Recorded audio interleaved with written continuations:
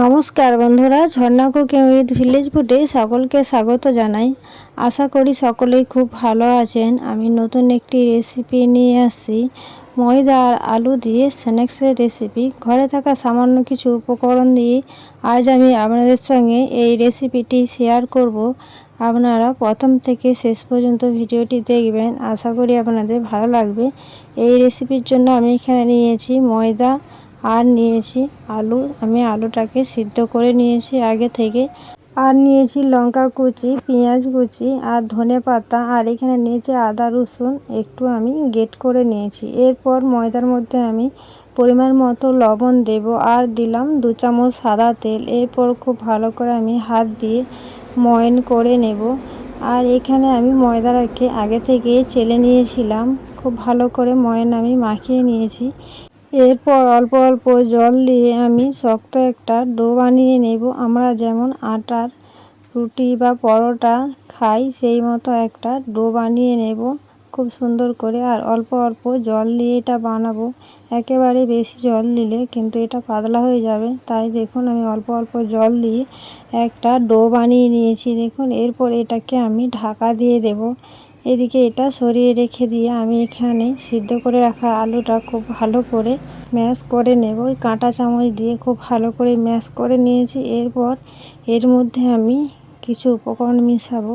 ধনে পাতা কুচি দিলাম আর দিলাম আদা রসুন কুচি আর 2-3টে কাঁচা লঙ্কা আমি কুচি করে রেখেছিলাম, সেটাও আমি এর সঙ্গে দিলাম। আর দিলাম পেঁয়াজ কুচি আর পরিমাণ মতো লবণ। এরপর আমি 1 চামচ লঙ্কা গুঁড়ো দিলাম আর দিলাম হলুদ গুঁড়ো আর 1 চামচ দিলাম চাট মশলা। এরপর সব কিছুকে খুব ভালো করে আমি হাত দিয়ে মিশিয়ে নেব। বন্ধুরা, এই স্ন্যাক্সের রেসিপিটা একবার হলেও বানিয়ে দেখবেন, তারপর আমাকে কমেন্ট করে বলবেন কতটা সুন্দর হয়েছে। সকালে কিংবা বিকালের টিফিনও খেতে কিন্তু খুবই ভালো লাগবে আর বাচ্চাদের টিফিনে দিতেও খুবই ভালো লাগবে। খুব ভালো করে আমি এটা মাখিয়ে নিয়েছি। এরপর একটা বাটির মধ্যে আমি 2 চামচ ময়দা নিয়েছি আর 2 চামচ চালের গুঁড়ি। এরপর দেব কিছু ধনে পাতা আর দেব সাদা তিল দিয়ে খুব ভালো করে আমি একটা ব্যাটার বানিয়ে নেব। এতে আমি অল্প অল্প জল দেব। জল দিয়ে আমি সুন্দর একটা ব্যাটার বানিয়ে নেব। এই চামচ দিয়ে সুন্দর করে আমি নাড়াচাড়া করে এই ব্যাটারটা বানিয়ে নেব।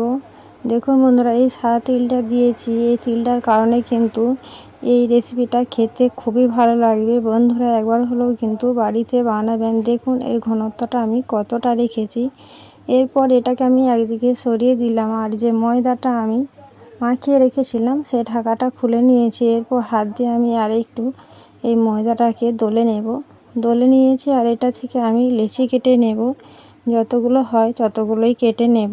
দেখুন বন্ধুরা, 4টে লেচি হয়েছে। এরপর এগুলোকে আমি হাত দিয়ে গোল করে নেব বেলার সুবিধার জন্য।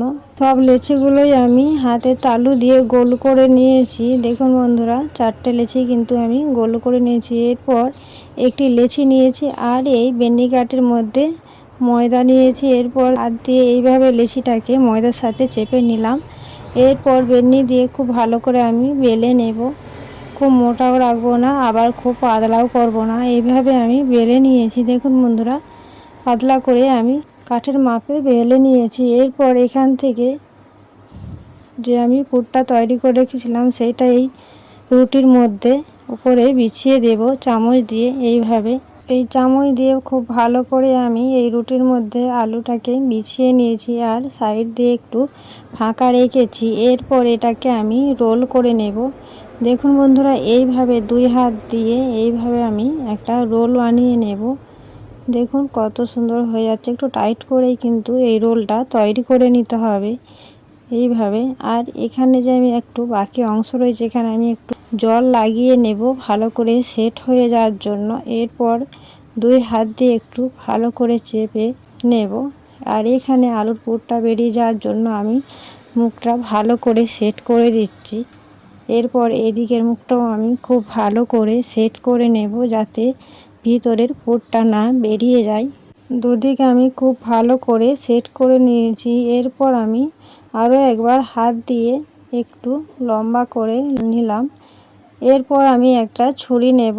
ছুরি দিয়ে মাঝ বরাবর আমি কেটে নেব, কারণ আমার এই কাঠটা ছোট, এক ধার দিয়ে কাটতে গেলে এদিকে নিচের দিকে পড়ে যাবে, তাই আমি হাফ করে কেটে নিলাম। এরপর ছোট ছোট পিস করে কেটে নেব। দেখুন বন্ধুরা, ছুরি দিয়ে এইভাবে কেটে নিলেই অনায়াসেই চট করেই কাটা হয়ে যাবে। যতগুলো হয় ততগুলোই কেটে নেব। আর দেখুন বন্ধুরা, একটা রুটি দিয়ে কতগুলো তৈরি হয়ে যাচ্ছে। দেখুন কত সুন্দর হয়ে যাচ্ছে। আধখানা রুটি দিয়ে দেখুন বন্ধুরা কতগুলো স্ন্যাক্স তৈরি করে নিলাম। এরপর এগুলোকে আমি গুছিয়ে এই প্লেটের মধ্যে রেখে দেব। দেখুন দেখতে কতটা সুন্দর লাগছে। একইভাবে আমি সবগুলোই তৈরি করে নেব। আর এই রেসিপিটা তৈরি করতে কিন্তু বন্ধুরা বেশি সময় লাগে না, খুব অল্প সময়ের মধ্যেই এই রেসিপিটা তৈরি হয়ে যায়। আর এই রেসিপিটা বাচ্চারাও কিন্তু খেতে পারবে, তবে বাচ্চাদের দিক দিয়ে ঝালের পরিমাণটা একটু কমিয়ে দেবেন।